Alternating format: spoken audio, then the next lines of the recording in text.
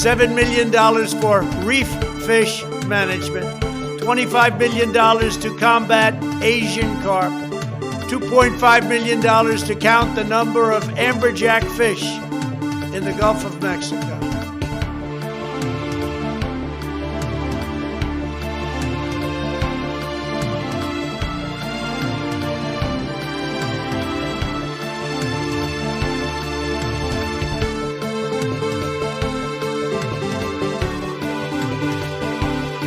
Everybody comes in your grandmother. Everybody comes in your grandmother. Everybody comes in your grandmother.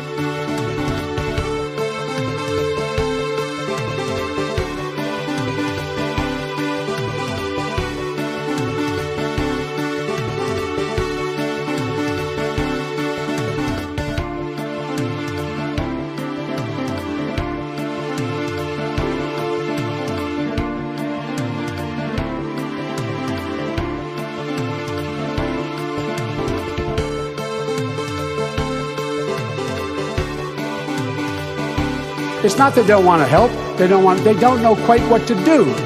Play the radio. Make sure the television, make sure you have the record player on at night.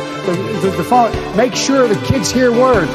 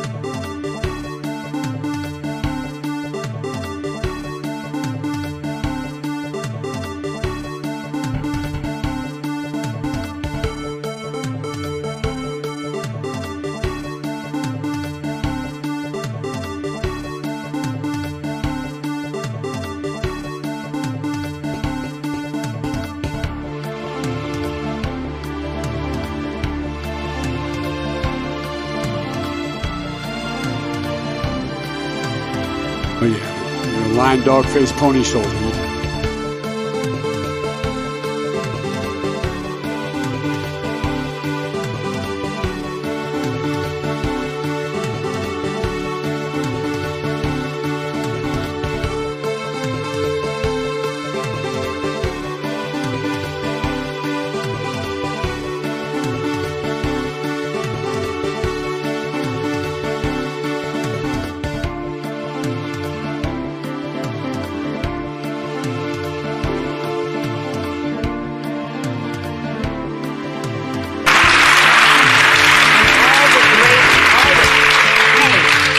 Nancy Pelosi saying this country needs a strong Republican Party.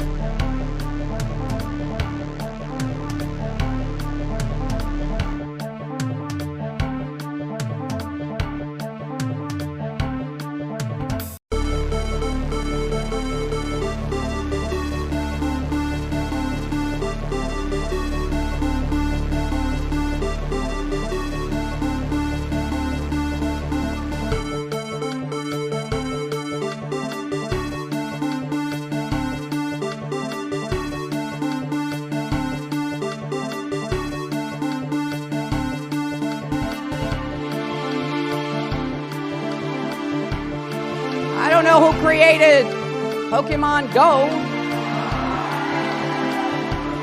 but I'm trying to figure out how we get them to have Pokemon go to the polls.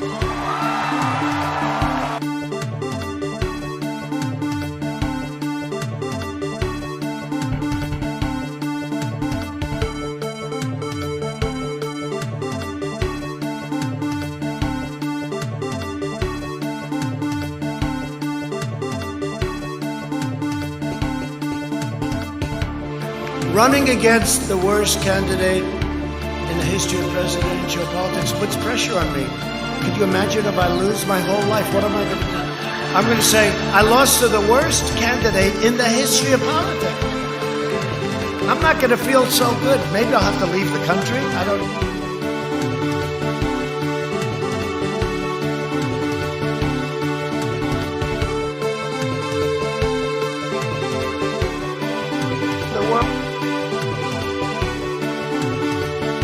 The world is actually a small piece of the universe, right?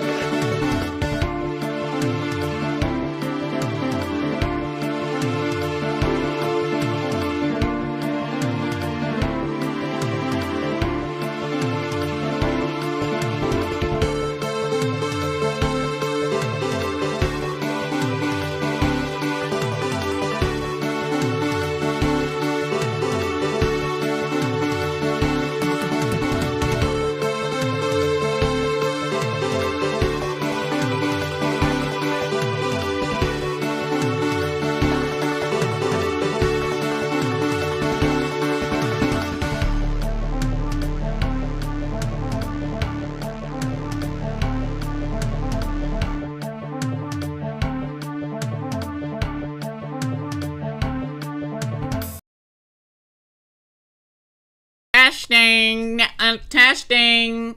Ow. Ow. Testing. Ow. Ow. Ow.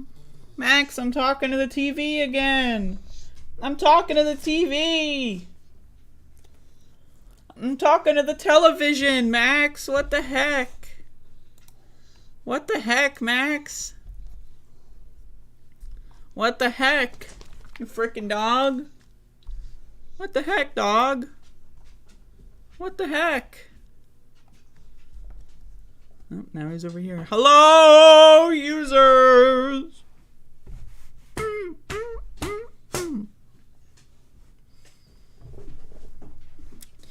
The first Scooby-Doo live-action movie is literally porn. It is pornographic. So, except it, it was written to be 18 plus. It was written to be pornographic. Velma was designed to be gay. And then the studio was like, whoa. That's not happening. So, looking rested. I'm the opposite of rested.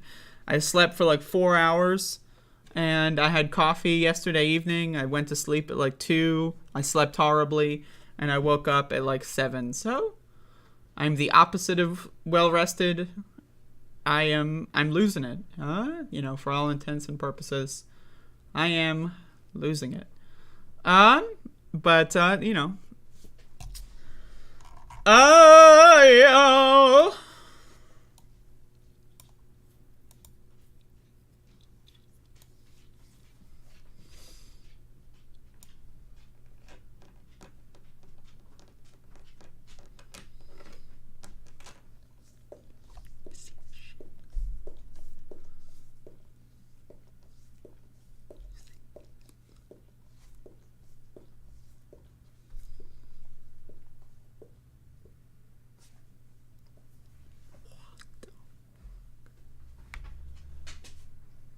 Hanksy, what the heck? What the heck? Like, he does that.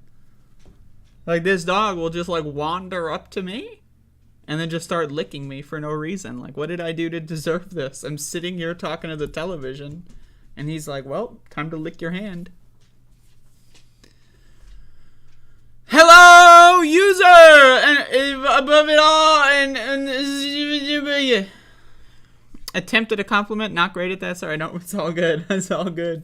I'm not great at receiving compliments, so I had to destroy it. And I had to take your compliment, crumple it up, throw it on the ground, and step on it. I had to put my shoes on first, just so that the step did more. Anyway, got a show going on. This is the Above It All program.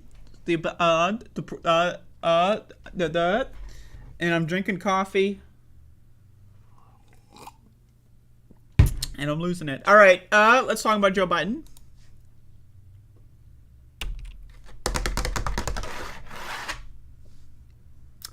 Joe Robinette Jr. Joey Jr. Joey Jr. The president, the 46th president of the United States. I mean, really, he's the 45th president. Does Grover Cleveland really count as 2 presidents? What the fuck? This guy's 22 and 24? Come on now. So really, Joe Biden's the 45th president. But anyway, we got a CNN poll. Biden's approval rises, but national economic outlook remains gloomy. There's a lot of like nuggets in here that I want to talk about. Americans' views of President Joe Biden have rebounded slightly from their dismal outlook over the summer, according to a new CNN poll conducted by SSRS. But public assessment of the economy remains grim, and Americans remain largely unconvinced that Biden and Congress or the government as a whole are meaningfully addressing major issues facing the country. Biden's overall job approval rating has recovered modestly from the worst summer doldrums.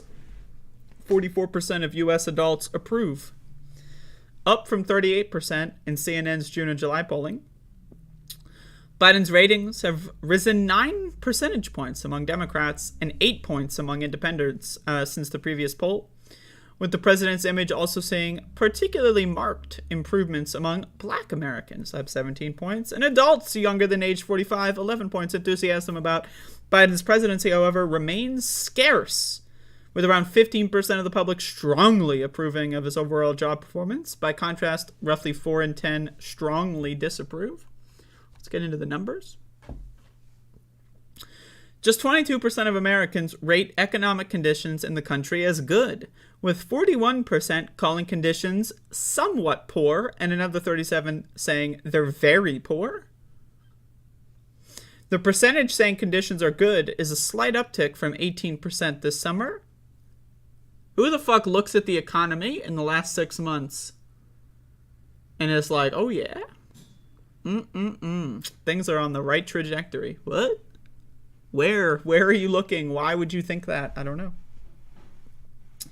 The public short-term outlook is somewhat more positive, with 40% expecting the economic conditions in the country will be good a year from now.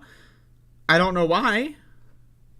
26% expecting them to remain very poor. That optimism is driven mostly by Democrats, 63% of whom expect economic conditions to improve to that level by next year. Most independents and Republicans, by contrast, expect conditions to remain poor over that time. Okay, but here we get into the important stuff. This is what I'm going to be talking about for like half an hour on. Check this out. Biden's ratings for dealing with economic issues, while improved from CNN's last survey, remain lower than his approval rating overall. Just 32% of the public approves of his handling of inflation, up 25% in the summer, up from 25% in the summer. Okay, so I guess the Inflation Reduction Act put a dent in there, but I mean, you know, the Inflation Reduction Act, it's good. It's good. Better than I expected. But is it really going to do much about inflation? No. And 36% of his handling of the economy as a whole, up from 30%. Roughly 4 in 10 Americans currently approve of Biden's handling of gun policy, 37%. Immigration, 38%. Helping the middle class, 41%. Or foreign affairs, 42%. With a 55% majority approving of the way he's handled the COVID-19 pandemic. So I want to focus on this. 55% of Americans support the way Joe Biden has handled the COVID pandemic. This one blows my mind.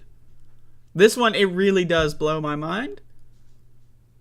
Joe Biden has literally done nothing.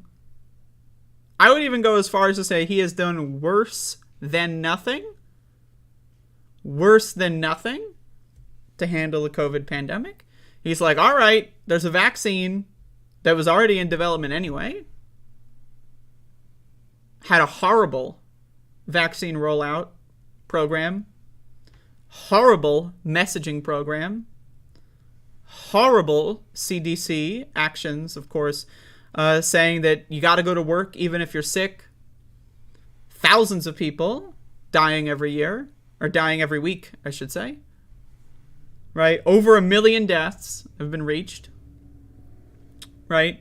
What was the, like, I read a statistic that was about like 8 or 9% of Americans have gotten their updated booster shot. He's telling everyone the pandemic's over. He declared victory from the pandemic like 12 times. Now, again, 55% of the majority, 55% majority approving of the way he's handled the COVID-19 pandemic. Like, you have to, like, you really have to be a fucking idiot. Like, you really have to be a fucking moron to think that Joe Biden has done a good job on COVID. In the same way, you'd have to be a fucking moron to think that Donald Trump did a good job on COVID. They have pretty much the same COVID policy. Right? Of, well, there's a vaccine. I did all I can do. Freedom! You know, and again, who disapproves? What is the 45% disapproval? Right? Probably a giant chunk of that, let's say 20, maybe 25, 30% of that are Republicans who think that like Joe Biden is an ultra communist who like locked everyone down and supports like mandatory vaccinations that don't exist. So I'd say that Republicans, a solid 20 to 30% are in the 45% that are just brain dead. Like they're not even. Those motherfuckers are vegetables. They're on life supports, right? I just like, what is there to approve of when it comes to his handling of the COVID pandemic? What is there to approve of? Like, if you would have asked me in April of 2021, I would have been like, yeah, I approve. But then he declared victory in July and issued the CDC to tell people to go to work at the behest of airline CEOs. The CDC is obfuscating daily case and death data. They're only doing weekly data sets now. Only about 9% of Americans have the new updated booster shot. The messaging is garbage. People still don't even know that there's a new booster shot. Imagine this, right?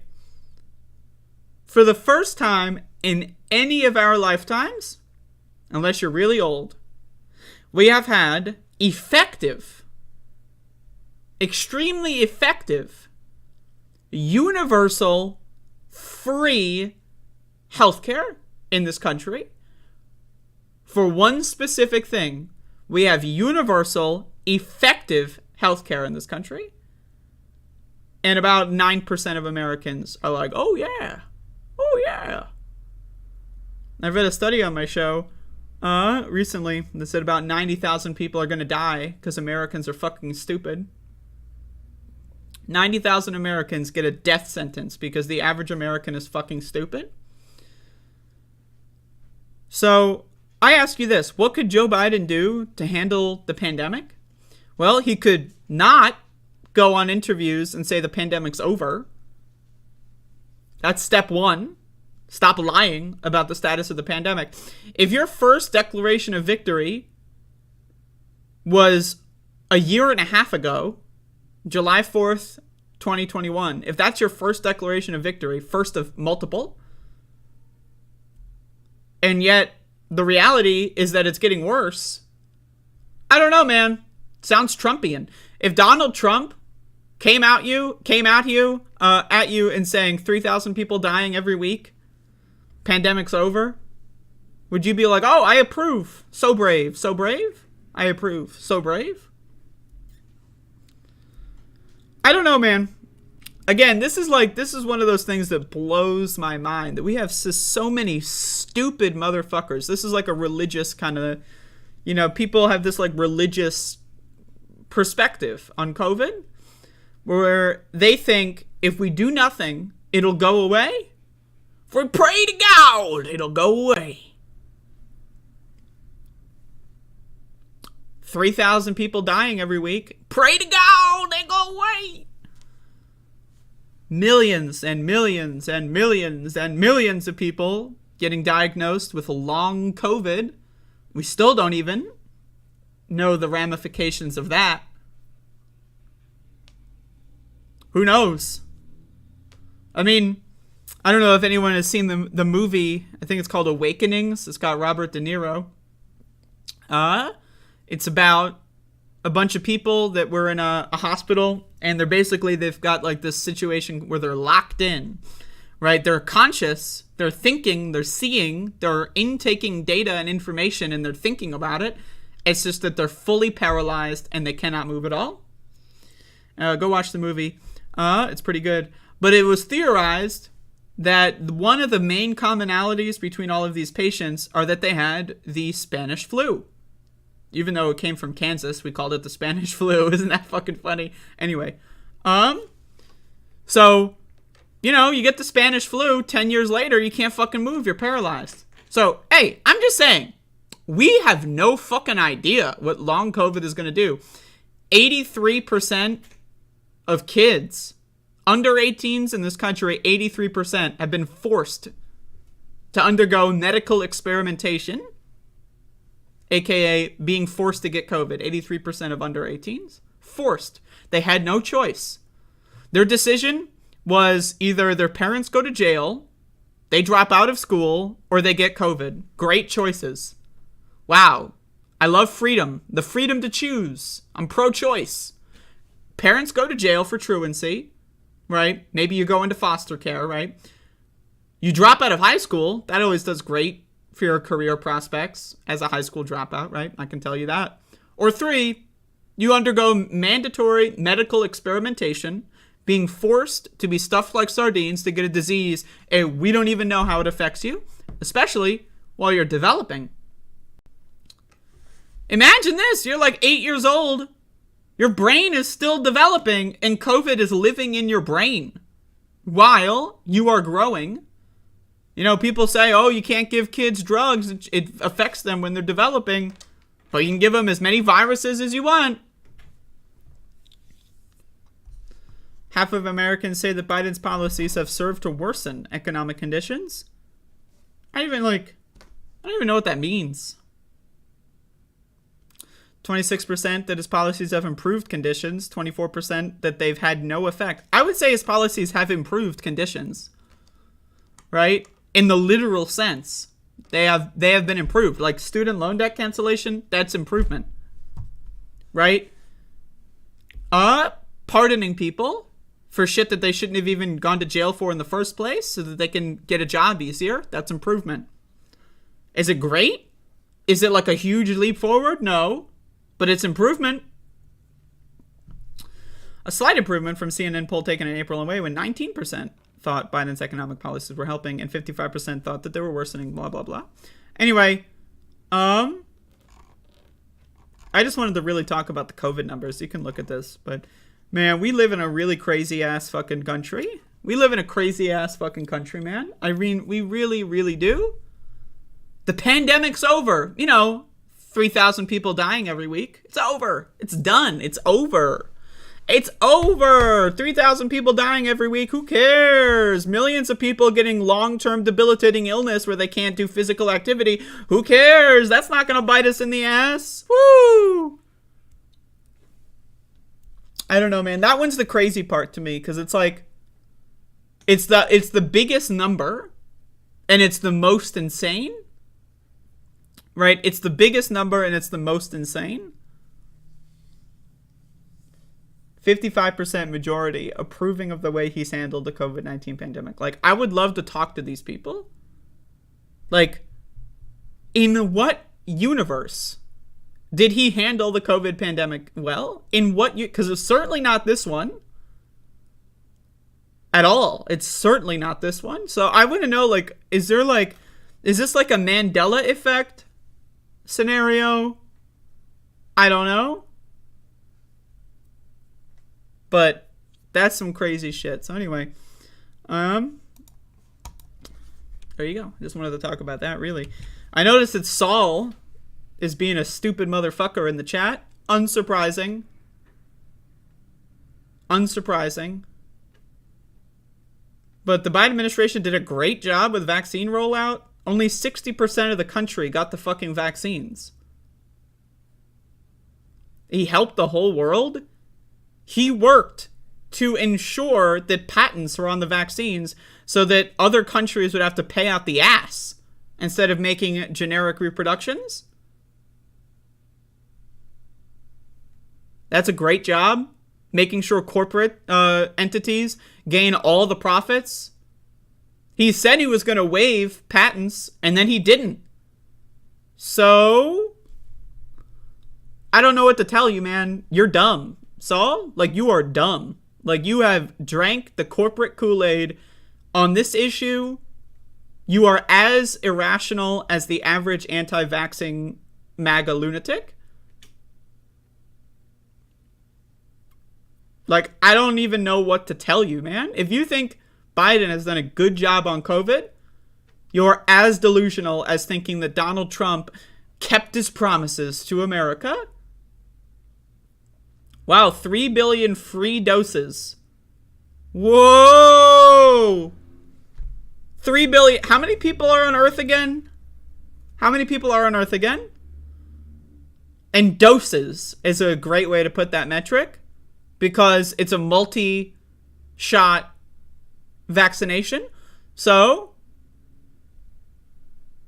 whoa, 3 billion doses instead of, I don't know, 15, 16 billion. Wouldn't that have been great? But nope, corporations had to have their profits. I mean, I don't know what, like, even to say to something like that. Fastest pandemic response ever in history. That is some Trump shit, man. That is Trump shit. The fastest pandemic response ever in history. It was a great response. We did a great job. That's why when I declared victory on July 4th, 2021, that the virus was over. And then we had 3 million cases a day, and then 5,000 deaths a day. And then I said, you know what? At the State of the Union, it was a dark winter, but it's over. And now we've got new boosters, but only 9% are getting them. But it's great. We're doing great. It's the fastest response in history. We're doing just great. It's great. I love Democrats. They're so amazing. They can never, ever do anything wrong. They're amazing. Hi, everybody. It's Saul Youssef. Welcome to the We Love Democrats program, sponsored by the Democratic Party. Next on the show, we're going to be interviewing Steny Hoyer on how he's going to handle his 90th year in Congress. Stay tuned, everybody, and have a good day. Like, what the fuck are you talking about, dude? Vaccines developed in record time. That has nothing to do with Biden, bro. That's like a Trump thing. Like, now you're pro-Trump. Now you're pro-Trump. Operation Warp Speed, you know, it's really the best thing in the world. You know, we made those vaccines, and they're the greatest vaccines in mankind. That's why all of my supporters won't take them, and only 9% of Americans have gotten the updated vaccines, and they're great vaccines, and the rollout was fantastic. Operation Warp Speed, they told me it couldn't be done. That's what they said. They said it wouldn't be done. They said it couldn't be done. And guess what? I went ahead and I did it. Operation Warp Speed, fastest response in history. Like, bro, what are you on? Are you on drugs, Saul Youssef? In the chat, are you on drugs? Are you on drugs? Biden can't force you to go to CVS and get a free shot. First of all, I argue with that. Second of all, instead of saying the fucking pandemic is over, he could tell people every fucking day to go get free fucking healthcare. This idea that, well, we can't do one thing, so I guess we'll do nothing. Well, you know, I'm hungry. The grocery store's across the street, but my car won't work and I don't feel like walking, so I guess I'll just starve. Bro, you are fucking stupid. I don't know what to tell you. Like, you have to be fucking stupid to think that the pandemic response was good in any way. The fastest response in history is like saying, like, man, we built the biggest skyscraper in history. Motherfuckers 800 years ago couldn't build skyscrapers that big. No fucking shit, jackass. No fucking shit. Medical science has improved. Whoa! Whoa! Who the fucking thunk? Like, are you fucking stupid?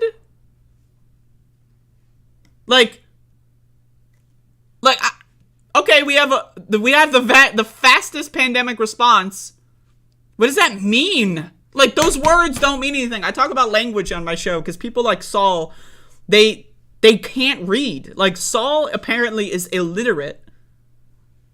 Imagine we had the polio vaccine and no one took it.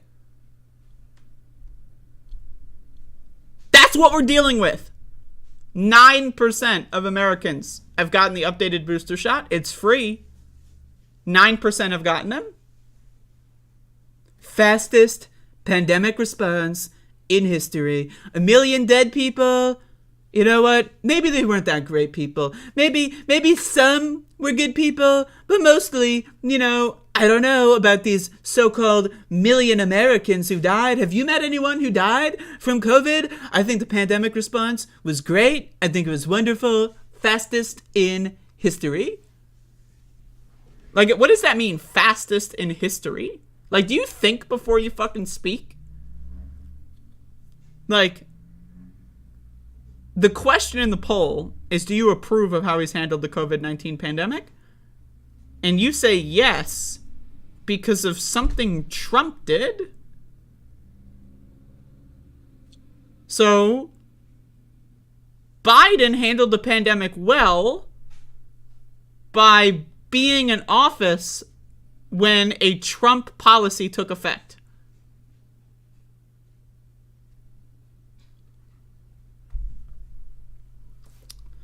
Republicans are at fault for those deaths. They talk people into not wearing masks. Republicans talk people into not wearing masks? Really? So, have you seen what these Democratic governors are saying? Have you seen anything? Kathy Hochul did a recent campaign a couple of weeks ago saying, take your mask off, take your mask off. The guy in Colorado, fucking Jared Polis, did a huge thing. Take your mask off, take your mask off. But it was just the Republicans that are anti-maskers, right? Right? The CDC telling everyone to take their mask off. Literally, every Republican in office is telling people to take their masks off, except for maybe a handful. The CDC literally posted that you can take your mask off after you receive your vaccination in April of 2021. Then they never revised it. They never revised it. At all. At all. During the Delta and Omicron, they're like, maybe you can wear a mask. Like, bro, what are you talking about? What are you talking about? Like, Saul, I don't know what the... like, you have some condition, bro. You are fucking stupid. You've got dumb fuck syndrome. Real bad. You're not talking facts. You're telling me Operation Warp Speed was a Biden policy? That's not a fact. I'm sorry. You're telling me Joe Biden's done a great job on vaccine rollout? That's not a fact. That's a lie. You are lying on behalf of rich people that want to have you and your family murdered and executed. I don't know what the fuck is, like literally, I can't imagine doing that. Are you religious, Saul, by any chance? Like, this is a religious argument you're giving me? Biden, by doing nothing and actively endangering everyone, has somehow done a great job? That's religion. That's religion, bro. That's like the same shit like God caused a big flood, killed everyone on earth except for Noah, and I love him. What? What? God created famine, cancer, pestilence, disease, all this stuff, and that's why he's such a great guy and I love God? What? Dude, this is massive cuck behavior. You are worshiping and doing free advertising for people that are trying to actively harm you, bro. What the fuck is the matter with you, man? Holy shit. Like, again, I feel like I'm talking to a MAGA person. Like, you are as ridiculous as the average anti-vaxxer. Like, someone coming into my show and saying, the vaccine's gonna cause breast milk to never work again. Like, you are that fucking delusional. Where apparently Biden, by cementing vaccine patents for companies, did a great job at global distribution. 1.5 billion people got a dose. Wow. Wow. Isn't that great? You know, it's not like there's like 7 or 8 billion or anything. Nope. Like, nope. Saying the pandemic's over when there's a new variant around the corner and ignoring the updated booster shot. Great job. Bro, you are fucking dumb. You are dumb. You are fucking dumb. You are a fucking idiot. You are dumber than an anti-vaxxer. I'm going to say this. You are dumber than an anti-vaxxer. Because at least an anti-vaxxer is firmly planted in conspiracy land. You genuinely believe that Joe Biden did a good fucking job, and your only example is a Trump policy?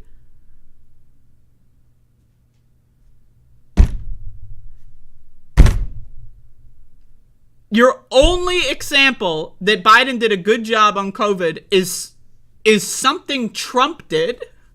Like, dude, you need help.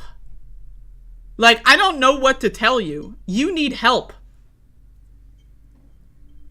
Do you really not understand how lying to people about the pandemic being over when it is accelerating in severity, do you just not understand how that's bad?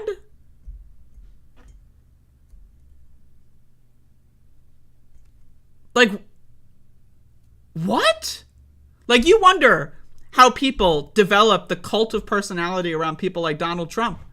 Look at Saul as a case study. Anyone can turn into a religious zealot for any reason and to benefit any person at any time. Joe Biden can do the opposite of something I like, and I'll still praise him for it. I will change my opinions based on what the president does just so that I can support him in online chat rooms. Like, what? Imagine embarrassing yourself this much to defend someone who doesn't even know you exist. Doesn't even know you exist, and you're spending your life lying in favor of that guy? That is embarrassing. I don't care who you voted for in the fucking primary, dude. You are lying for no reason on behalf of Joe Biden's awful pandemic response. Do you know anybody that's died from COVID? Do you know anybody that is disabled? Do you know anybody who's immunocompromised and hasn't fucking left the house in 3 years because of stupid fucking jackasses like you, Saul? Because of selfish fucking idiot conspiracy theorist morons like yourself? Anti-vaxxer, anti-masker douchebags like yourself, and someone's locked in the house for 3 years when you're going around and saying, Biden did a great job, pandemic's over, guys, pandemic's over. You did a great job. 83% of kids are forced to develop long COVID. Great job. Open the schools. Open the schools, everybody.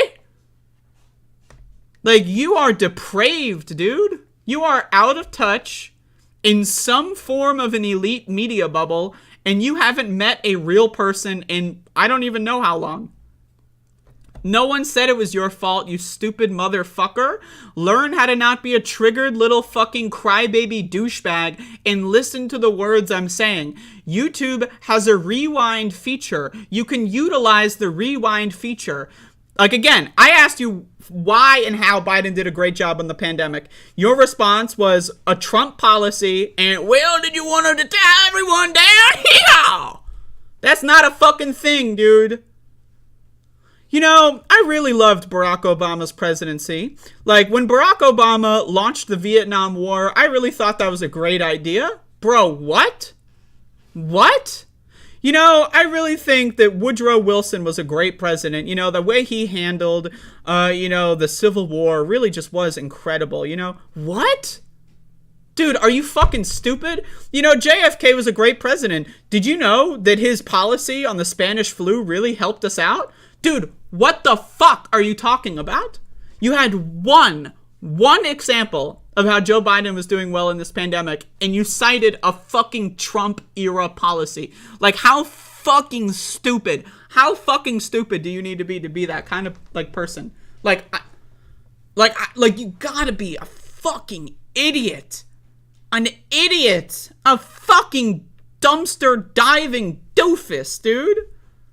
Your one reason why Joe Biden is doing okay on COVID is something Trump did. Man, that is embarrassing. Even for blue MAGA, that's fucking embarrassing.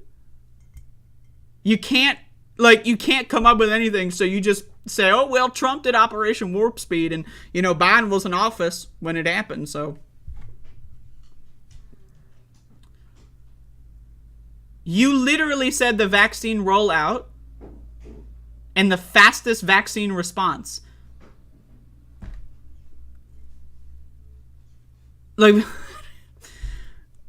Jesus. The vaccine was developed in the Trump administration. The vaccine was developed during the You can not like it if you want, but that doesn't change the fact that the vaccine was developed during the fucking Trump administration. Are you fucking stupid? Do you have some disease? Like, bro, you are not speaking English. Biden's accomplishments are tremendous. Okay, we're not talking about Biden's accomplishments. We're talking about the COVID-19 pandemic. So you approve of Joe Biden's handling the COVID pandemic. Why is that? Well, you know, Operation Warp Speed was great, and Biden has some other really good accomplishments. No, I'm talking about COVID. How is he handling COVID really great? Oh, well, the vaccine was developed during the Trump administration, so I think Biden deserves some credit for that. No, but I mean, how is he doing something himself that's benefiting us during the COVID pandemic?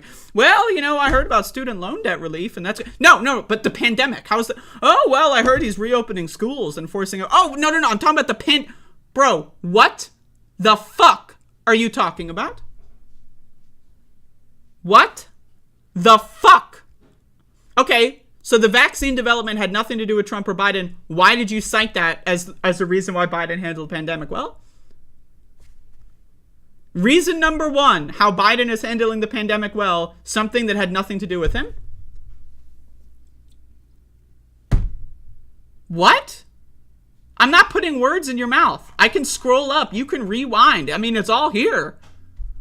You said, quote, vaccines developed in record time as a reason why Biden is handling the COVID pandemic well. Fastest pandemic response ever in history is how Joe Biden is handling the COVID pandemic well. What? He did a tremendous job. I'm reading your messages. I'm literally reading what you said. One of your reasons how Joe Biden is doing well in the COVID pandemic is decriminalizing weed was a tremendous positive step. That has nothing to do with COVID. Like, what are you talking about? You can get free tests still? No, you can't. Those are expired. What are you fucking talking about? We have universal effective care, and yet you are still complaining because only 9% of motherfuckers got it. Because Joe Biden recently said the pandemic's over. U.S. developed two of the most effective vaccines in Moderna and Pfizer. That's not a reason for anything that has to do with Biden. You're literally contradicting yourself and running in circles just to defend a guy who doesn't even know you exist, bro. It's embarrassing. It's embarrassing. Quote, Saul Youssef, he had a tremendous rollout program, right? 10 minutes later, he had nothing to do with it. It was Moderna and Pfizer. Nothing to do with it. 10 minutes ago, tremendous. It was a beautiful rollout. It was a great rollout. 10 minutes later, he had nothing to do with it. Bro, man, you need help. You need help. You need help. You're in a cult, dude. Only the really, I hate to say this, but those with the lowest IQ. You need fucking help. You are in a cult. You are lying to benefit somebody that doesn't even know you exist. That is sad. That is sad, Saul. You are a sad fucking sack. You are a sad, pathetic fucking loser. How many people need to die before you think Joe Biden's doing a bad job? I ask you this.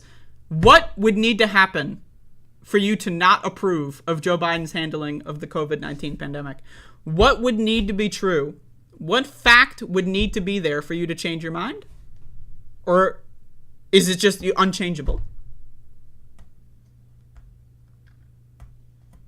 What would need to be true? 3,000 deaths a day? 4,000? 5,000 deaths a day? 10,000? Or week, I should say. What's the death toll number and daily case number? Or weekly case number, because the CDC stopped reporting daily statistics. What needs to happen before you acknowledge reality? I don't have any seltzer on my desk, Clam Girl. I'm losing it. This is what happens when I get fucking 4 hours of sleep. I can't with these motherfuckers. Imagine paying someone to cut your hair, by the way. Joe Biden can't be rationally blamed for the existence of a dangerous virus. That has nothing to do with what I asked you.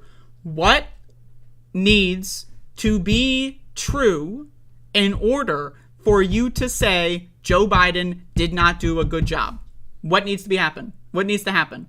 You are blaming Joe Biden for something he has no power to control. So Joe Biden saying the pandemic is over when it's accelerating, that to you is neutral? That doesn't matter to you?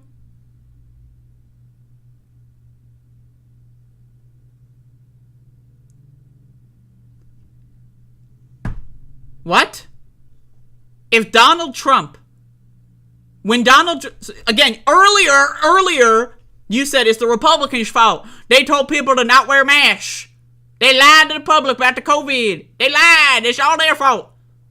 But when Joe Biden lies, it's great. Oh, why are you blaming Joe Biden? Why did you blame Trump? Earlier, you said those deaths happened because of Trump. You said 1 million people died because of Trump. I agree. But they can die because of Trump and not Biden? What? What? So Donald Trump's in office, people die, it's all his fault. Biden's in office, people die, it's not his fault? What? When Biden said that he was merely making the observation that people are not wearing masks. Why aren't they wearing masks? Because Democratic fucking leadership has told them to take it off.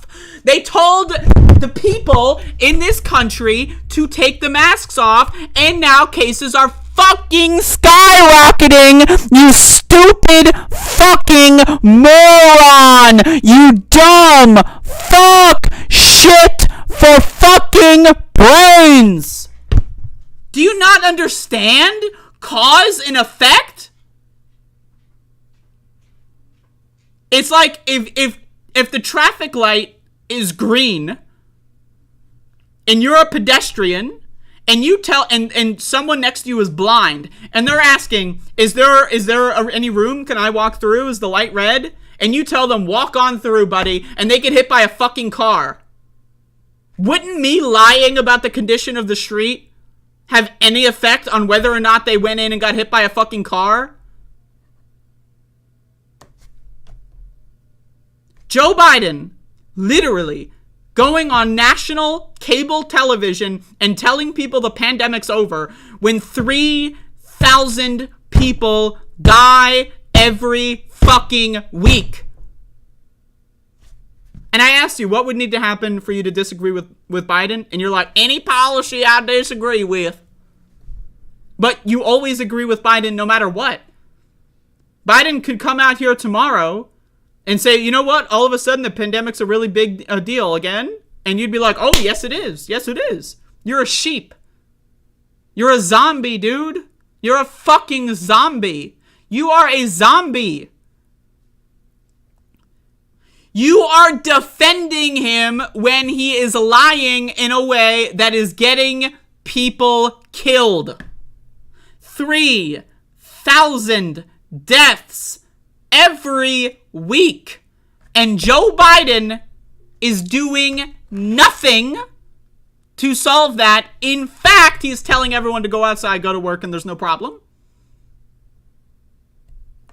So as far as I'm convinced, you are as dumb as the average MAGA chud. You are as dumb as the average racist. You are as dumb as the average transphobe. You are a stupid religious nutbag, Saul.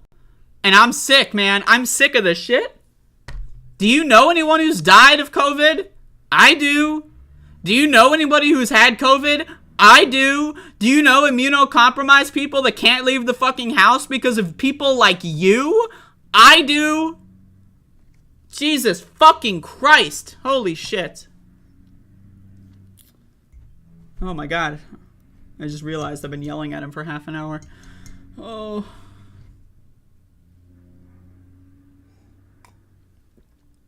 I can't with these motherfuckers that suck up to the rich. Jesus fucking Christ. Like, how embarrassing do you have to fucking be to be a cultist for Joe Biden? Like, I'm going to lie on behalf of Joe Biden. What? Like, and that's the thing, is it's all for no reason. Like, I agree. Joe Biden is better than any other president we've ever had. I agree. Joe Biden has been doing some great stuff. I agree. That doesn't mean that all of a sudden his handling of the pandemic is good. Like, you can support him when he decriminalizes weed. If he does it, he's moving to do it. You can support that, which I do. You can support when he cancels student loan debt, which I do. That doesn't mean you have to lie about the shit that he does that's bad. Like, why? Why would you feel compelled to lie? So he does something unrelated, and now you feel compelled to lie on another subject? What? Like, what? Like, I don't...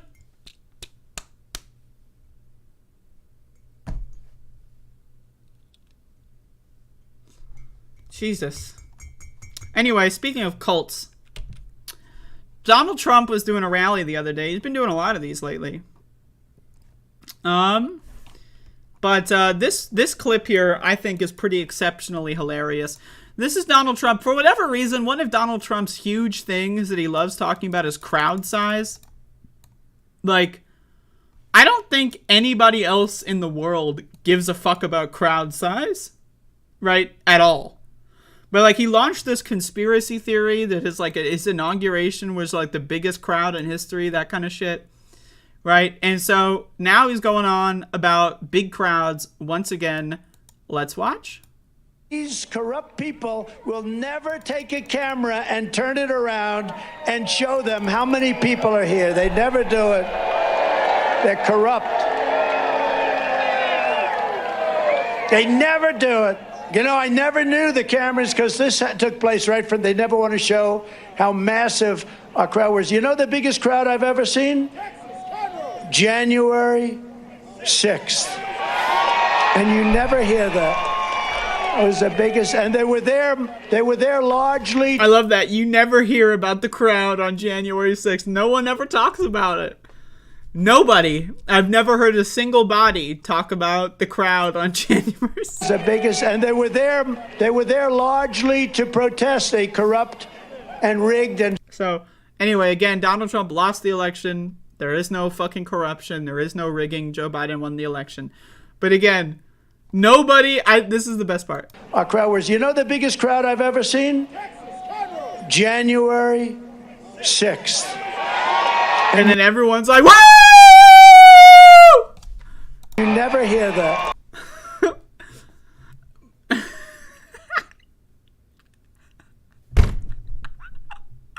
I love it. You never hear it. I've never heard it before in my life. Something happened on January 6th. There's a big crowd. Never heard of it. Like, if you want to ask, right, any random American about political issues, I ask you this question. Could you? Is it possible? Is it possible I'm sure it's possible. You know, Americans are pretty crazy. And they impress me with their levels of fucking dementia and amnesia. But is it possible to find a single American who didn't hear about the crowd on January 6th? I'm just curious. Like, one, can you think of, is there anyone in anyone's family, any friend of a friend, a coworker, anybody in this country, even in the world, honestly? I mean, like, but especially in this country, can you find one single person who hasn't heard about the crowd on January 6th? I'd love to meet that person. And according to Donald Trump, they're everywhere because no one ever talks about the crowd. Ah! So there you go. And again, everyone's loving it in the background. Look at the background. And you never hear that. Jesus fucking Christ. He's just throwing it out. Yeah, we're fully in the redemption arc. This is what happens when you don't send someone to jail, right, for breaking the law, is well, guess what? They'll go and do it again. You know, if I go rob a bank and I got like $80,000 in cash, I don't wear a mask, I'm at the bank, I'm on the cameras, they've got my DNA all over the scene, and they don't do anything, you know what I'm going to think to myself? Damn, that was an easy 80K. Let's go do it again. And so that's what we're watching Donald Trump do. Yeah, the January 6th crowd, so big. Wonderful crowd, and you never hear about it. No one ever talks about the crowd on January 6th. No one ever mentions it. It's not like, you know, there's a fucking investigation going on. No. Primetime House of Representatives hearings. No. No one ever talks about the crowd on January 6th. Man, I don't even know.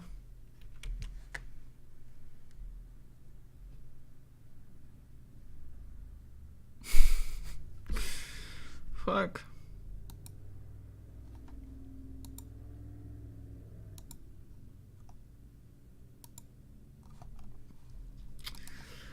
Let's talk about Tulsi Gabbard recently left the Democratic Party. I mean, she really left the Democratic Party, let's be honest, when she didn't run for re-election.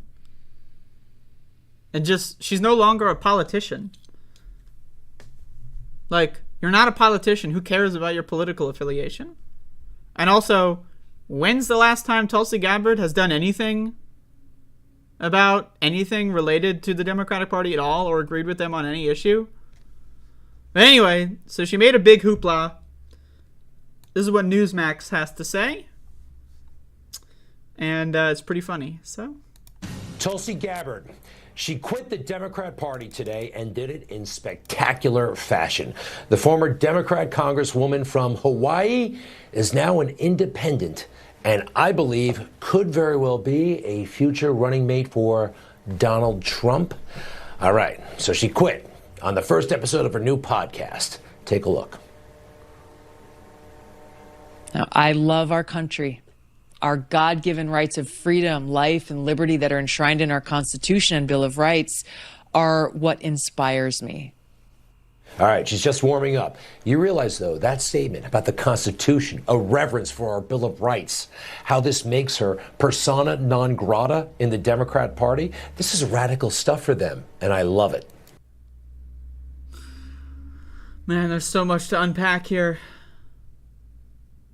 Like, I mean, I can say the typical stuff, like Republicans don't support free speech, right? If you want to be a school teacher in Florida, you have to pledge an oath to Israel. You want to teach public school in Florida? You have to sign a document that says, I am loyal to the country of Israel to be a teacher in Florida. That is a violation of the First Amendment. Doesn't happen. Second Amendment doesn't exist. Right? I mean, let's look at police murder.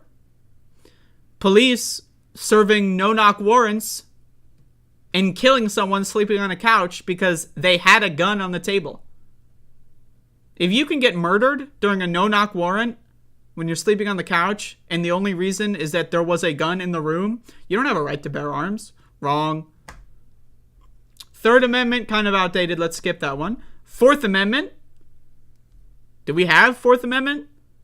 Unreasonable search and seizure? Look at the NSA.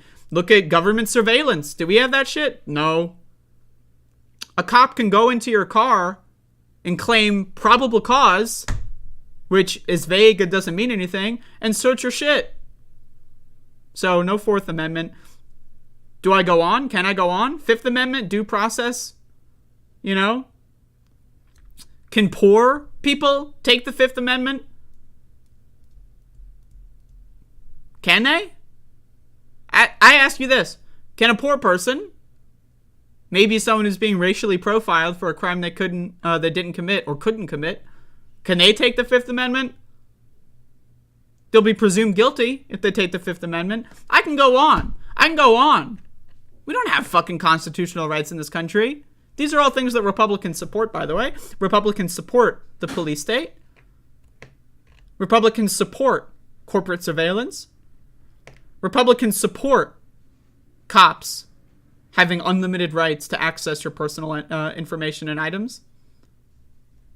So, cry me a fucking river. But again, I don't, like, that doesn't matter. Like, obviously, like, maybe that could matter theoretically to, like, someone randomly clicking on this video. So that's the only reason why I feel compelled to say that. But that doesn't matter, right? Because there is no such thing as a standardized, universal English language. There is none. There is no English language. It doesn't exist. What is language? I ask you this question. What is language? It is a standardized collection of sounds, letters, etc., that we group into words, phrases, concepts, ideas in order to communicate things with another person. If someone is holding this up in front of me, right? It's a lighter. It lights fire, right? Someone is holding this in front of me, and I say, oh, that's a really nice apple you got there. Again, this is not an apple. This is a lighter. If someone calls this an apple, and I'm thinking, what? I don't have an apple. When someone says Constitution, like, oh, we support the Constitution, when on policy, they are for stripping individual rights every step of the way, what does supporting the Constitution mean? What does being in favor of freedom, what does that mean? Does anyone know? I love freedom. Again, I ask you this question. None of this matters. Tulsi Gabbard was talking about how, like, warmongers are, like, fueled by wokeness to destroy the world or some shit. Like, what? What? Wokeness? Like, again, if we cannot agree on basic fucking definitions, like, this is not an apple, this is a lighter, there is no fucking thing as the English language. It doesn't exist. Language is a standardized set of sounds, letters, ideas that we can string together as concepts in sentences in order to communicate complex bits of information. If people do not have the same standardized set of words, phrases, etc., then we cannot communicate. We cannot communicate. We just can't fucking do it. Also, I love that Newsmax is saying that she's going to be a running mate for Donald Trump. That would be funny. That would be hilarious. But I mean, like, these are fucking dumbass motherfuckers, man. Holy shit. And again, it's not about ideas. It's not about liberty. It's not about freedom. It's not about policy. It's not about supporting the Constitution. The only things that Tulsi Gabbard cares about: 1, money; 2, power; and 3, the eradication of political opponents. Her last action in Congress was not, oh, the Anti-War Act, where, you know, Congress says that we don't like war. Her last act of Congress was not abolishing the NSA. Hey, it wouldn't get passed anyway, but I should at least put the marker down. The last act of Congress that she did was trans people are icky and they're going to ruin the lives of everyone just for being alive. That was her last act in Congress. She didn't give a fuck about freedom at all. Her last act of Congress was, how can I make the lives of minorities that I don't like a lot more difficult? Let's put it forward. So again, I mean, this stupid fucking idiot bitch, Tulsi Gabbard, anybody that fell for that shit, man, you gotta re-examine your fucking shit. Like, I know a lot of people can fall for it like 5-6 years ago. It's all good, right? But I mean, like, my God, you gotta figure out why you fell for that shit. For sure. She doesn't give a fuck. She doesn't care. Again, words have no meaning. Words don't exist. If people on the television can say something and it just doesn't fucking mean anything, what are they doing? What are we doing as a society? What are we doing as a society where we are barely able to communicate? We can't even communicate, I'd go as far as to say. I don't know. So anyway, Tulsi Gabbard. I want to talk about one more thing, and then we'll get into the movie review. I watched Halloween 2 last night. But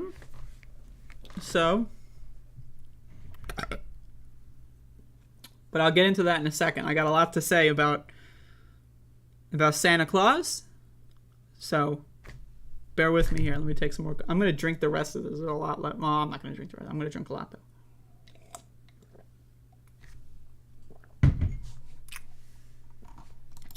So I was on Twitter.com. And, I follow Democracy Now! Why not? Actually, do I? Maybe I unfollowed them. I guess I unfollowed them a little bit ago. I'm not sure. But it popped up in my feed regardless. I'm going to read this tweet and then watch the clip. Noam Chomsky says the U.S. must stop undermining possibilities of negotiations with Russia to end the war in Ukraine and, quote, drop the official position that the war must go on to weaken Russia. So I have a lot to say about this. I'm going to watch the clip and then, we'll go through. But I have a lot to say, so let's watch. What the U.S. can do is stop acting to prevent negotiations. For a long time, there's no time to review the record, but the position of the United States has been to try to undermine possibilities of negotiations. They're not alone in this. So if you take a look at the Macron-Putin discussions up to a few days before the invasion. There is someone outside my home that really wants my attention. And I'm debating whether or not I'll take a break. I'm going to restart this in a second.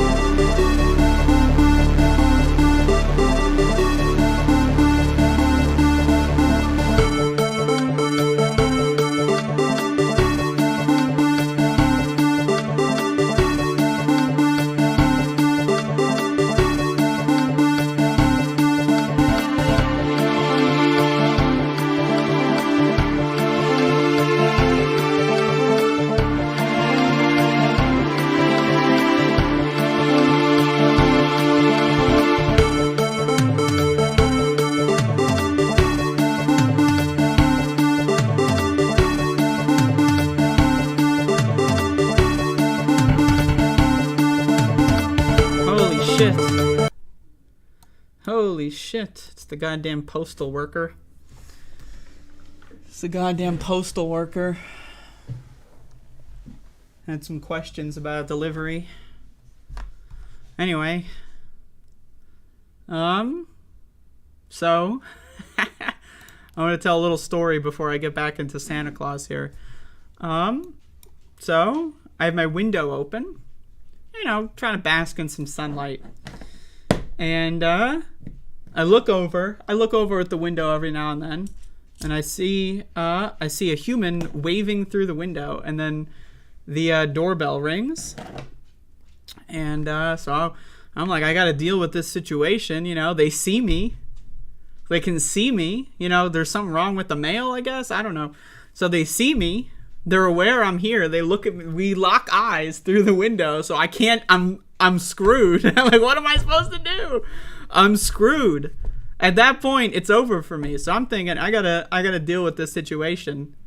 I get up, and so behind me, I've got a blanket laid out. This is the Max Zone, and as you can see, the blanket is a little crumpled because I tried to get up,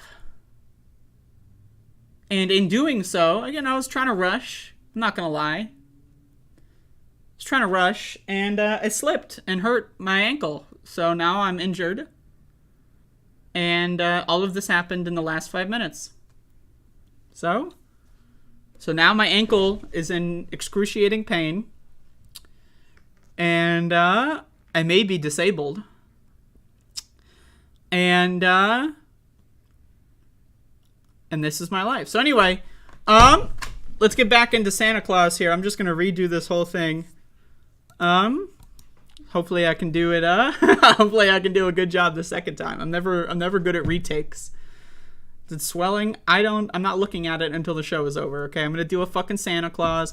We're gonna talk about motherfucking Halloween 2, and then I'm gonna go fucking take a nap. Okay. So anyway, let me.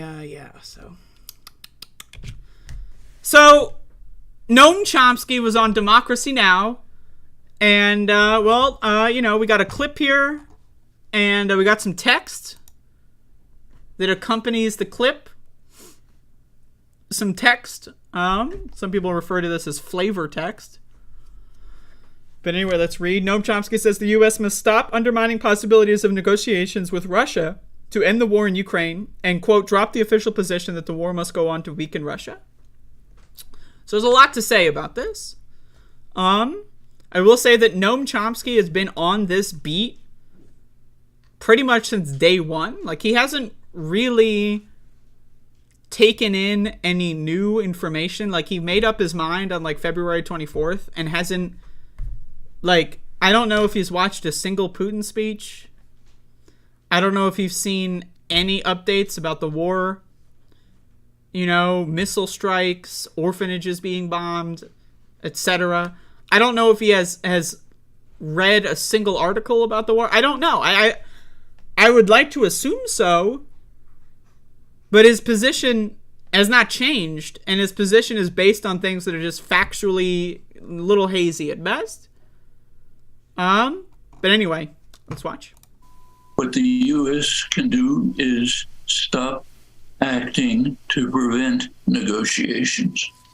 For a long time, there's no time to review the record, but the position of the United States has been to try to undermine possibilities of negotiations. They're not alone in this. So if you take a look at the Macron-Putin discussions up to a few days before the invasion, President Macron was indeed trying very hard to avoid the invasion by offering various options for a peaceful settlement. Putin, we have the actual transcript of this, no guesswork. Putin was dismissive at the very end, a couple of days before the invasion. He just dismissed it with contempt. Said, sorry, I've got to go ice skating. It was something like that. So the U.S. is not alone, but its role has been to act to make negotiations harder to achieve, unlikely. So, okay, I'm going to pause it here for a second. I don't know. I remember throughout the entire month of February, and I could be wrong, I remember the U.S. doing press conference. You remember press conference after press conference? Remember that shit? The White House fucking, the little press room, and then they go up there and they're like, we have intelligence that we believe that Russia's mobilizing their military to invade Ukraine. We don't want this to happen. If it does happen, we're going to place severe economic sanctions. Please negotiate a peaceful resolution. I remember all these press conferences. I was thinking, damn, that's crazy shit. That's what I was thinking at the time. Damn, that's crazy shit. But Noam Chomsky is postulating that there was like a secret, like deep state motive that actually wanted Putin to invade. Now, okay, I'm willing to entertain that idea. I believe that that's the case. That there are people in the military-industrial complex and in the deep state, CIA, FBI, whatever, that would probably like to have conflict and war. They probably have a lot of stock in Raytheon and so forth. So I can see that as possible. But the idea, my thing here is that, Ukraine is being invaded by a nuclear superpower. And yet, why, I understand the argument. I'm a U.S. citizen. I have influence over U.S. policy. So I'm going to only talk about the U.S. I understand that. I get why people have that perspective. But the idea that the United States controls Ukraine, like on puppet strings, and Ukrainians, I don't know, man. I really, it's bizarre to me. It's bizarre. It would be like asking Palestinians, hey, I know that you're getting fucked up over there, but that invasion, the settlements, the genocide, I know. But have you ever thought about peacefully negotiating an end to the war? It would be like going into Iraq or Afghanistan fucking 15 years ago and being like, yeah, really, you gotta, you should probably just surrender. It'll probably cause less bloodshed if you just surrender. Yeah, we know America's invading your country for no fucking reason. Committed a fucking coup that probably destabilized the region into being even worse than it was previously, which is already pretty bad. But have you considered just not fighting for your own country? Have you considered that? To me, it's just fucking weird. It's weird. It's weird. It's fucking weird. This idea that the United States of America is the only country that dictates foreign policy and that other nations cannot be imperialist. It's just weird. It's weird. And maybe, I will say this, I'll admit, maybe I haven't seen Noam Chomsky say things, that are a little bit more factual.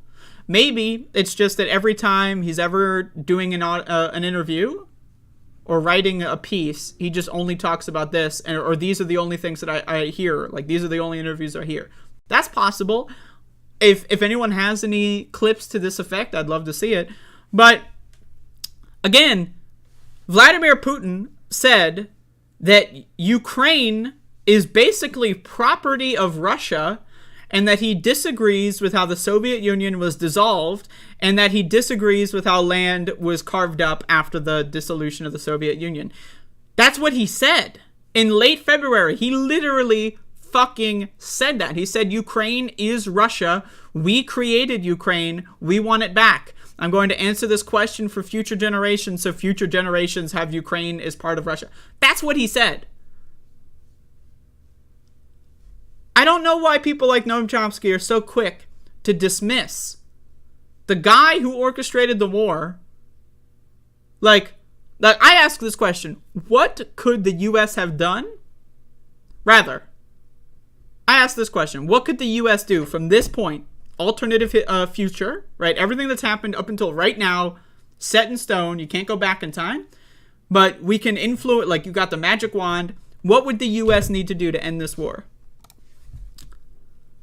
Stop putting weapons into Ukraine? That's going to end the war?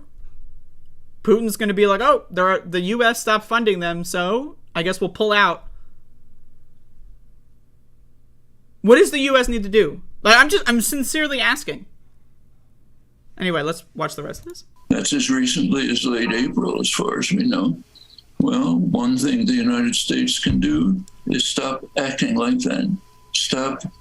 Drop the position, the official position, that the war must go on to weaken Russia severely, meaning no negotiations. Would that open the way to negotiations? Now, another fact is that Vladimir Putin set up negotiations with Zelensky. Zelensky was initially going to go ahead with those negotiations until he almost was murdered and assassinated while attempting to go to these negotiations. It was a trap. So you're telling me Vladimir Putin tries to get the other guy assassinated, and Noam Chomsky's like, well, why don't you just go negotiate? Now, it's just like, I wish that that was possible. I wish. But, like, what is the U.S. supposed to do? Nothing? Pretend it's not happening? Like, that's the thing, like, Noam Chomsky here isn't really laying out any prescription. He's just saying, I don't like how the U.S. is handling this. I wish they would do something else. I mean, okay, I agree. It's just that, what else can they do? I wish we lived in a different world. We don't. Now what? Right? Like, diplomacy. Can't be sure. There's only one way to find out. That's to try. If you don't try, of course it won't happen.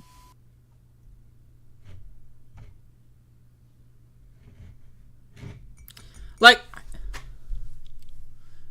I just, like, I don't know, man. I'm baffled.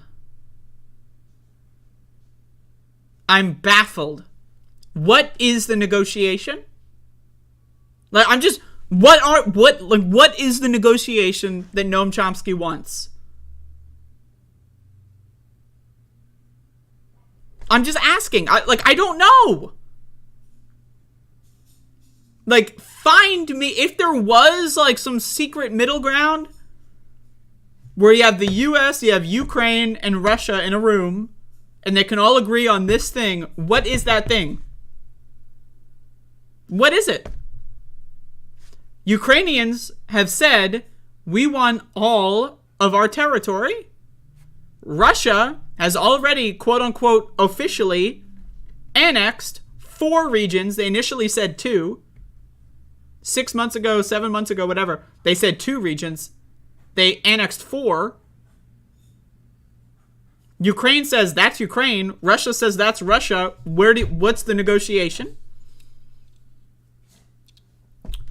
Like, we can all say negotiations. We need negotiations. I gotta have negotiate.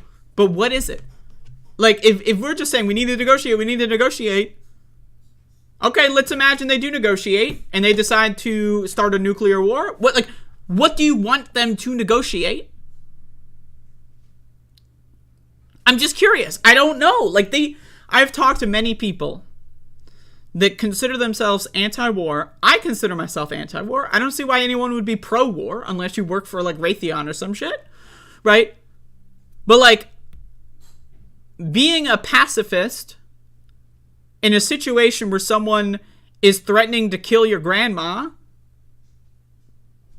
doesn't work.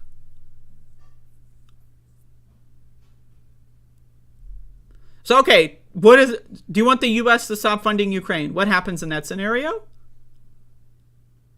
Well, let's say Ukraine stops getting military support from the U.S. Maybe Europe will follow. Right? They run out of weapons and ammunition. They get occupied by Russia. Millions of people will be massacred. There'll probably be civilian uprisings for years and years and years, just like there was since 2014. Right? The idea that, like, okay, U.S. is going to stop funding weapons for Ukraine's self-defense and that things are going to be fine, Russia's just going to annex the entirety of Ukraine. I don't, like, it's simple to just say, oh man, y'all gotta negotiate. But like, I can't, like, I don't know. I'm telling you this. I don't know. Like, in the abstract, would I support negotiations? Yeah. But what are they negotiating? And for what gain? And who benefits? Does anyone know? Like,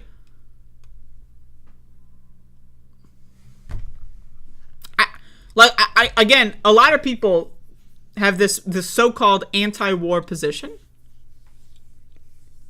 where the U.S. is the puppet master. Ukraine is a puppet. Everyone that lives in Ukraine are like the cells or the fabric of the puppet, right? They don't have any like say. They don't matter at all. Their opinion is irrelevant. And the only thing that matters is U.S. and Russia getting into a room and deciding how to carve up Ukraine?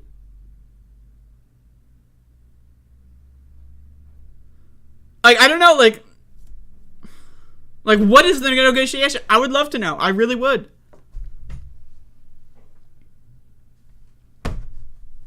But I have never, since February 24th, or I think it was 24, maybe it was 23, I have never at all, no one that has the Noam Chomsky position has come close to telling me how to negotiate or what the negotiations should be about.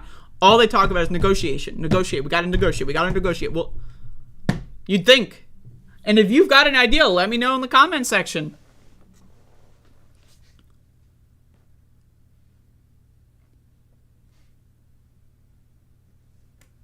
Let me know. I would love to know. What are you negotiating? Vladimir Putin says Ukrainians don't exist. They are Russians. We're taking it. Ukrainians are like, what the fuck? I don't want that. What do you negotiate?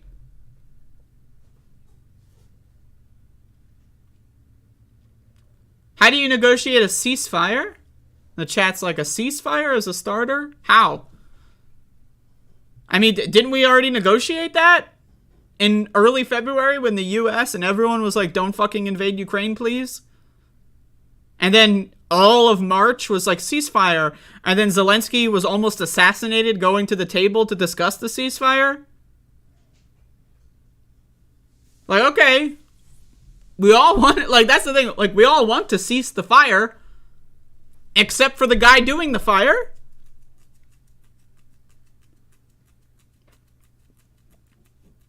Like, I don't, like...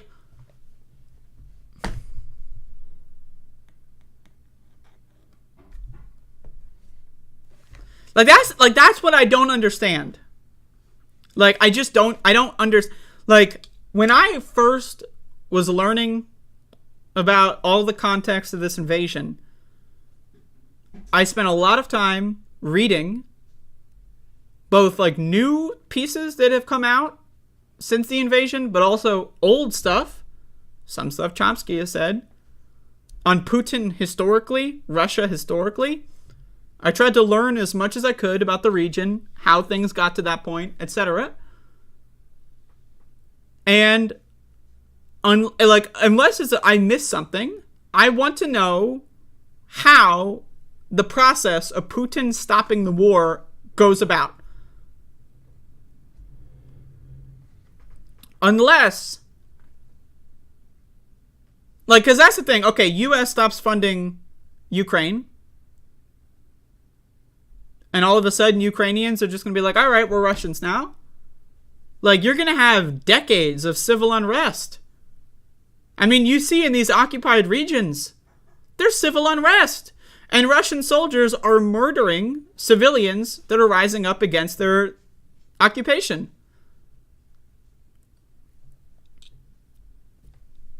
So,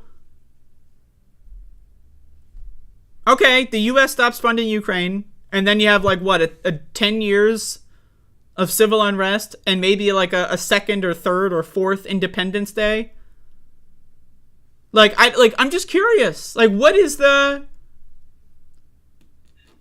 negotiation? How do they accomplish this? Because I'm saying my position is I don't know. Noam Chomsky is going out there saying, I know the secret strategy to end the war. It's this. They got to negotiate. But that's not a secret strategy. What is the I don't know. Anyway, I just find this whole position that Noam Chomsky is representing here, that Democracy Now! Is represented, I find the whole position to be lacking in any, like, material basis. Like, if we're commenting on, like, a Civilization 5 match, that's one thing. I just, like, I don't know. So anyway, if someone wants to fill me in, I'm waiting. So that's Noam Chomsky. Yo, my ankle hurts. Like, I'm fucked. And not in a good dick way.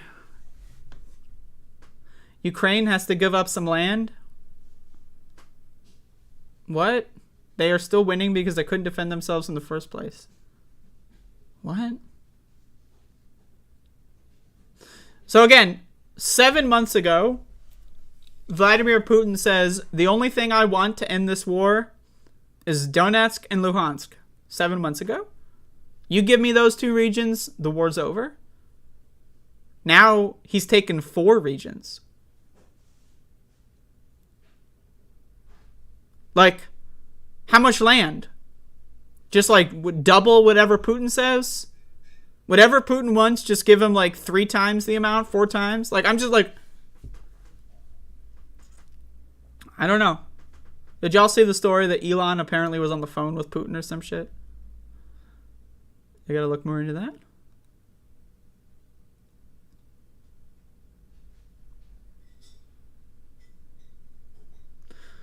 I just don't. There's so many people, and I get it. I get it. Yes, I don't like war. Nobody likes fucking war. But like we gotta be realistic. We gotta be real fucking listic.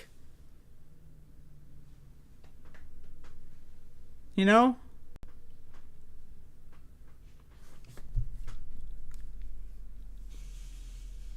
Like, I love when people freak out.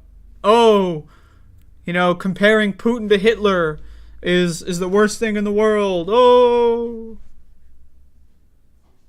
But, like, how did appeasement when it came to Hitler work?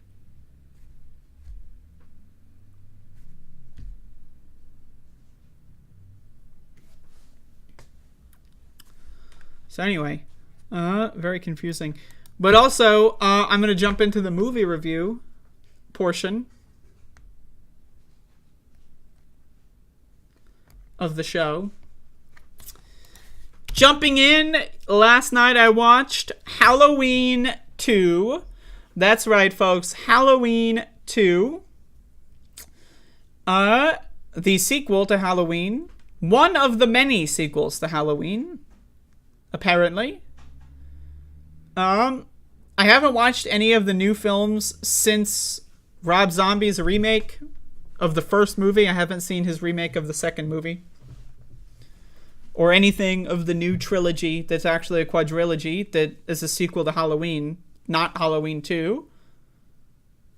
So, but let me get this straight. So you got Halloween 1978. But then you got Halloween 2007, which is a remake of Halloween 1978. But then you've got Halloween 2018, which is not a remake, but it's a sequel to Halloween 1978. But then you got Halloween 2, 1981, which is a sequel to Halloween 1978. But you also have Halloween 2, 2009, which is a sequel to Halloween 2007. I don't know what's going on with this fucking series. And you got H2O. We're talking about water now. Like, was fucking Michael Myers underwater? Anyway, I'm going to get through the whole series. Anyway, Halloween 2. Now, I love this movie. I mean, I honestly think this movie is... Like, I personally consider Halloween and Halloween 2 to be, like, a great duology. You know, like Halloween 2, literally, it starts on like the last scene of Halloween. And just picks up. It's a direct sequel. Like, there's no amount of time. It's negative amount of time. Like, you show the last scene of the first movie. So it's actually, not only is it a direct sequel, but they reuse some footage.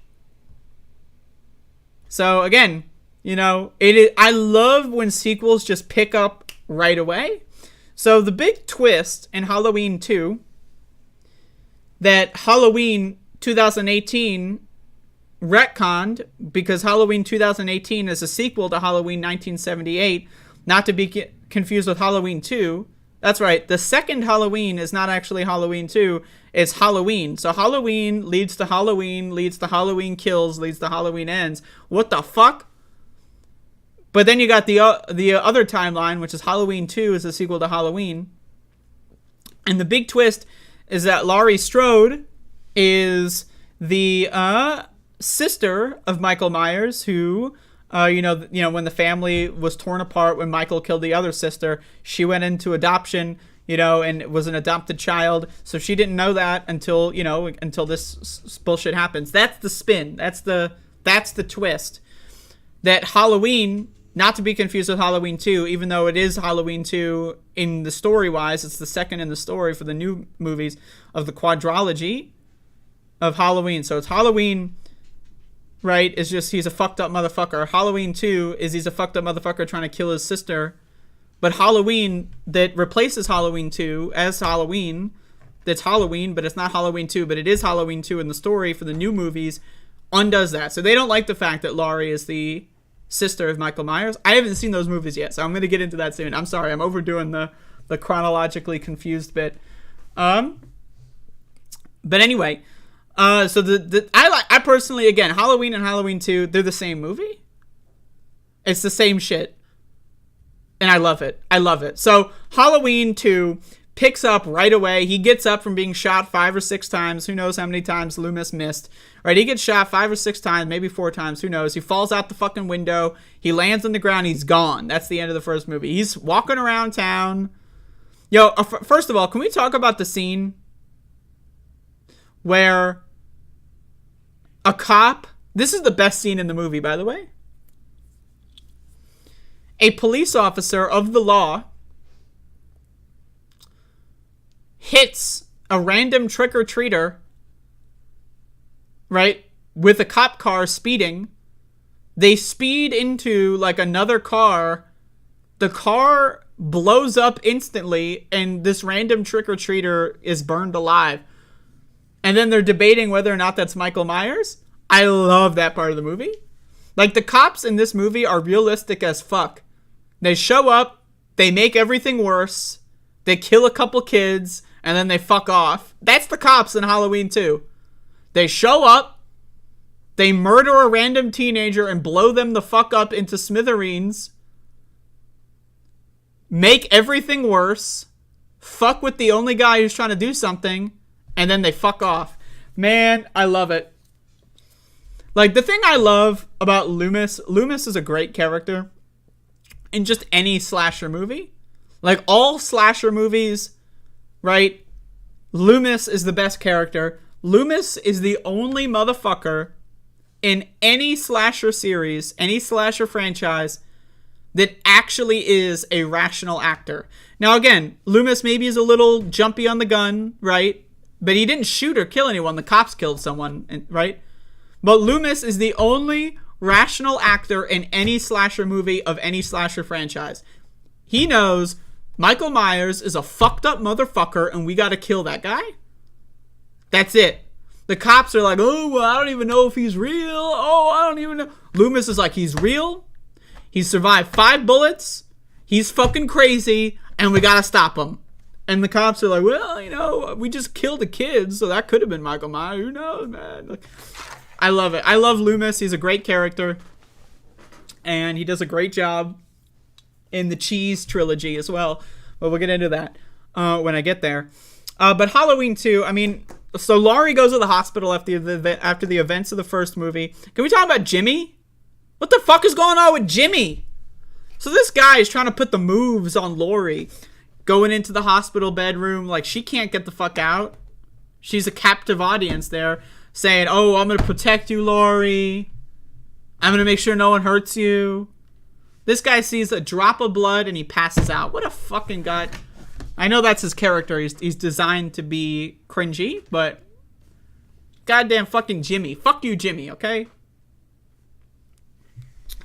Anyway, I love this movie.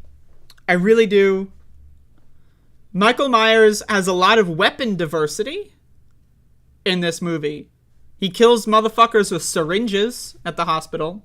By the way, why is there like one patient at the hospital and like 2 nurses? Like, it's a hospital and yet there's like 5 people there. A little weird, right? But anyway. So Michael Myers is killing motherfuckers with hammers, killing motherfuckers with goddamn syringes, choking him out. It's being a little creative. The best death, the best murder scene in this movie is when like the weird guy, like the greaseball, and the nurse are trying to fuck in like the hot tub room. Like, the hospital has a hot tub room. Like, call it the therapy room, but you know, it's just a hot tub room. So they go into the hot tub room as they're trying to fuck, and then Michael Myers shows up and increases the heat of the hot tub, and then kills the guy, shows up, and puts like the woman's face in like the heat pump of the hot tub, and then her face is like melting apart. Damn, that was fucked up shit. I love the scene where you see her like melted, fucked up face and her tits are still hanging out. You know, it's a good scene. You got tits, you got a fucked up, melted ass face. You know, what's there not to love, I guess. Anyway, so Laurie escapes the hospital. She's like, I gotta get the fuck out of here. Right? Jimmy shows up to protect her, and then he passes out again randomly. There's not even blood anywhere. He just passes out. He's a loser. Fuck Jimmy. So then Laurie is like, okay, Jimmy, he's useless. He's garbage. I gotta get the hell out of here. Then Loomis is like, for whatever reason, the cops are like, Loomis has to get the fuck out of here. The only motherfucker who's a rational actor, and the cops are like, we gotta get him the hell out of here. Right? So Loomis is being escorted away, and then like one of his colleagues is like, oh, Laurie Strode, by the way, is the sister of Michael Myers. And Loomis is like, fuck that shit. We're going back to Haddonfield, bitch. I love the scene where they're in the cop car. And the cop, honestly, I love the cop in this scenario. So Loomis is like, take me back to Haddonfield. And the cop is like, I can't do that. I'm under orders. So Loomis pulls out his gun and points it at the cop. And it's like, I need you to take me back to the hospital right now. Do you know where it is? And the cop is like, he doesn't want to be there. He's like, fine. And then later on, the cop is like, what am I supposed to do? Like, again, the cops are portrayed so accurately in this film. Like, what do the cops do in this film? 1, slow Loomis down, make everything worse. 2, murder a random 17-year-old for no reason. They blow him up and burn him alive. Great job. 3, try to remove the only rational actor from the scene. 4, not even wanting to do their jobs in the first place. Realistic ass motherfucking cops, I gotta say. Anyway, I love Halloween 2. You got Night of the Living Dead on the television in the beginning of the movie. I love that. I love when Michael kills the bitch who's on the phone. You know, so someone's on the phone and it's like, oh shit, there's a, you know, like, oh, something happened. Like the friend on the phone is like, oh yeah, there's some crazy shit going on. It's down the street from you. And she's like, whoa. Like, imagine being that bitch. Right, you go on your phone, you know, call your friend. The friend's like, yo, there's something going on your street. There's 3 people dead. And you're like, oh, okay. And then you see your front door open. Imagine that moment, that like 20-second time span before you get fucking killed. You gotta be pretty scared out of your mind. Oh, there's a murder down the street. Now my front door is wide open. Oh, there's a guy in a mask with a knife. Great. You know, Halloween 2, man, it's a great movie. Can we talk about this poster, by the way? What the hell's going on in this poster? Halloween 2, from the people who brought you Halloween. Well, who else would make Halloween 2? The people who didn't bring me Halloween? Okay. And then it says all new. Well, it's not all new. Michael Myers isn't new. We already know who he is. He's been around for a couple years now. It's not all new. It's new. It's a new movie, but it's not all new. Every component of the film is not all new. So anyway, I love the poster. Tonight I'm going to be watching Halloween 3, which is the only Halloween film to not feature Michael Myers. I haven't seen it in a while. Watching it with an open mind. I remember it being good. It's just, people complain that it doesn't have the Michael Myers stuff anyway, but anyway, Halloween 2. Like, we talk about a list of perfect sequels. And when I say perfect sequel, am I saying this movie is a perfect movie? No. What I'm saying is that the sequel, it being a sequel and how it builds on and affects and continues the original film, Halloween 2 is a perfect sequel. Right? It picks up right afterward. It has more twists to the plot line, even more gruesome kills. It's the perfect sequel. Now, you can think of other perfect sequels, right? But Halloween 2 is a perfect sequel. I love it. Now, again, Halloween 2, 1981, not to be confused with Halloween 2, 2009, nor to be confused with Halloween 2018, which is actually Halloween 2, but it's not a remake of Halloween 1978. It's a sequel, so it is Halloween 2, but it's called Halloween. Anyway, coming up next is Season of the Witch, so stay tuned. There you go.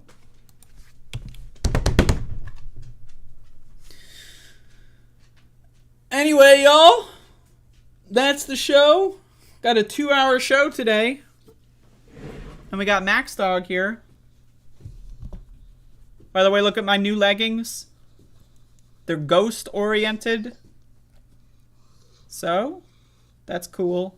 If anyone wants to get a little bit of that thigh cam action, there you go. Feel free to rewind. But that's the show for today. And that's all I got.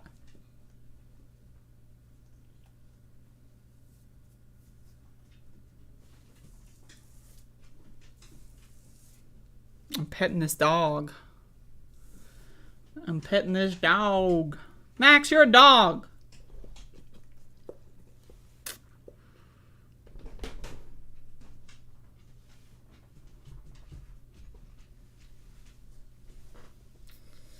Fucked up my ankle. You know what I have to go through?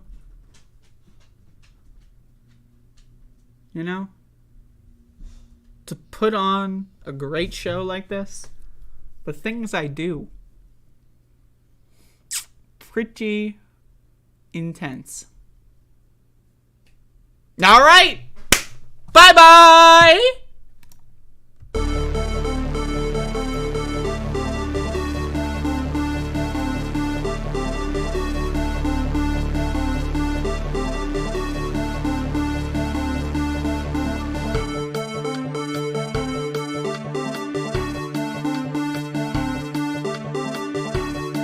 And then they have cans of soup. And they throw the cans of soup. That's better than a brick because you can't throw a brick, it's too heavy. But a can of soup, you can really put some power into that, right? And then when they get caught, they say, no, this is soup from my family. They're so innocent. This is soup from my family. It's incredible. And you have people coming over with bags of soup, big bags of soup, and they lay it on the ground, and the anarchists take it and they start throwing it at our cops, at our police. And if it hits you, that's worse than a brick because it's got force. It's the perfect size. It's like made perfect. And when they get caught, they say, no, this is just soup for my family.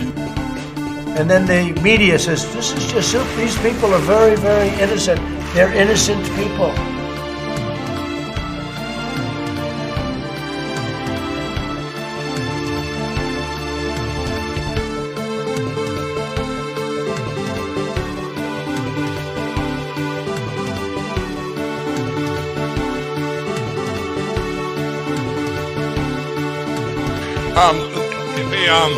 But it's a class action lawsuit against all machines.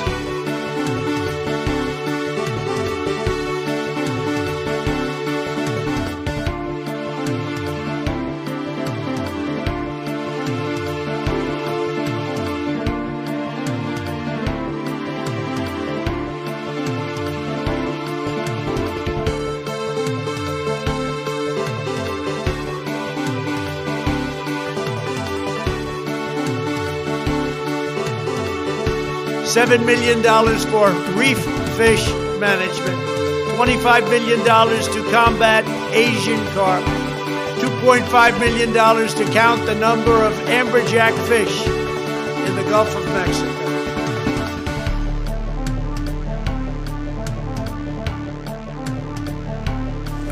I am not up to the job. And I mean that sincerely.